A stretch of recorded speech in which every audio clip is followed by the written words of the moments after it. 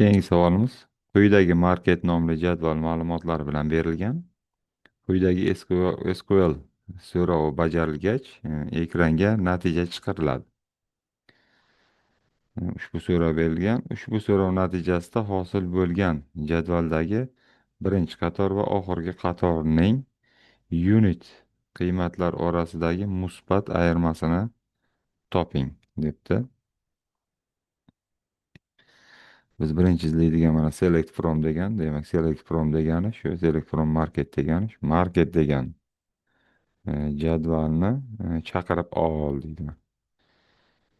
Chaqirib ol deydi. Bu market degan jadvalni chaqirib oladi. Endi mana bu yerda vre berilgan. Bu qayerda degani bo'lib, jadvaldan ma'lum shartga mos keladigan qatorlarni tanlab olish uchun ishlatiladi. Vre bor-ku. Mana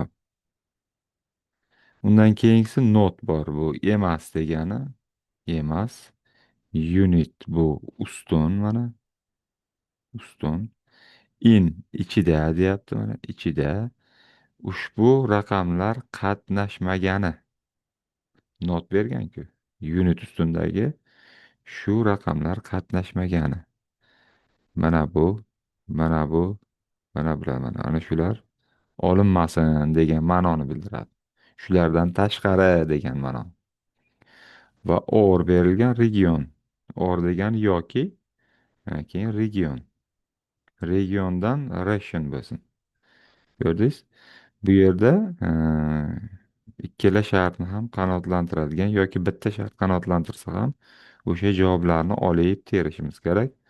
Order B region as degan. Demak, regionni bo'ylab region ustuni bo'ylab tartiblang deganni ham bildiradi. Endi boshladik. Birinchi mana 46 to'xtagan ekan Apple'da birinchi satrimizda. Mana birinchi satrni ko'ramiz. Apple 46 to'xtagan unit ustunda buni olsak bo'ladi. Keyingisi ikkinchi, uchinchi, to'rtinchi satrlarni ololmaymiz, chunki bularda 23, 61, 34 qatnashgan unitda. O'shaning uchun ololmaymiz. Faqatgina hozir biz birinchi mana bu qismini ko'rib chiqyapmiz. Chap qismini. Keyingisi 5-chi satrga qaraymiz. 54 bor. Buni olamiz. 6-chi satr 49, buni olamiz. 7-chi satr 37, buni ham qabul qilib olamiz. Endi o'ng tomondagi, ya'ni yokidan keyingi o'ng tomondagi so'rovni ko'rib chiqamiz mana. Ration degan, regiondan ration. Oxirida bor ekan mana ration. Mana buni ham olamiz. Bo'ldi, boshqasi olinmaydi. Endi ketadigan ishimiz nima? Endi biz bularni olib bo'lganimizdan keyin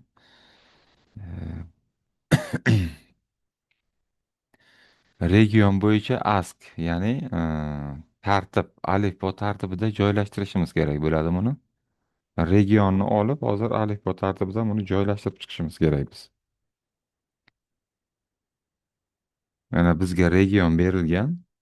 Regionni olamiz va alifbo tartibida nima qilamiz? Joylashtiramiz. Birinchi regionda O'zbekiston to'xtab, endi alifbo tartibida deganda nimani nazarda tutishimiz kerak biza? Ana Excel'da ham bor edi tartiblash. A'dan Y'ga qadar deydi-ku. Yoki Zgacha. A'dan Zga. Ask berdimi bizga? Shu tarzda tartiblashimiz kerak. A'dan Zga qarab tartiblashimiz kerak. Bu yerda aytyapti regionni. Endi yozamiz. Alifbo tartibida birinchi qaysi keladi? Bularning ichidan Kolumbiya va Turkiya ration bor va O'zbekiston bor ekan mana. Demak, bular birinchisi mana Kolumbiya keladi. C birinchi. A, B, C ku ingliz tilida. Inglizchadan olamiz endi. Mana Kolumbiya keladi birinchi. Demak, Kolumbiya. Bir qo'yib ketsak ham bo'ladi yozmasdan. Ikkinchi ration keladi mana. 2 bu bo'ladi. Uchinchi, e, uchinchi Turkiya mana, bu uchinchi bo'ladi. Va to'rtinchi O'zbekiston bo'ladi. Ana to'rtinchi bo'lib keladi. Mana tartibladik. Endi buni tartiblab bo'lganimizdan keyin e, bizda nima jadvalni e, son bo'lyapti. Shu yerda birinchi aytyapti savolda, birinchi qator deyapti mana. Birinchi qatordagi birinchi qatordagi unitning qiymatini olamiz. Mana birinchi satrimiz Kolumbiyada unitning qiymati nechi? 54. Mana shu 54 ni olamiz. 54. Keyin aytyapti oxirgi qator. Oxirgi qatorimiz O'zbekiston bo'ldi. Apple mana 46. Va bularni musbat ayirmani toping degan. Musbat ayirmasini topamiz. Ayiramiz 46 ni.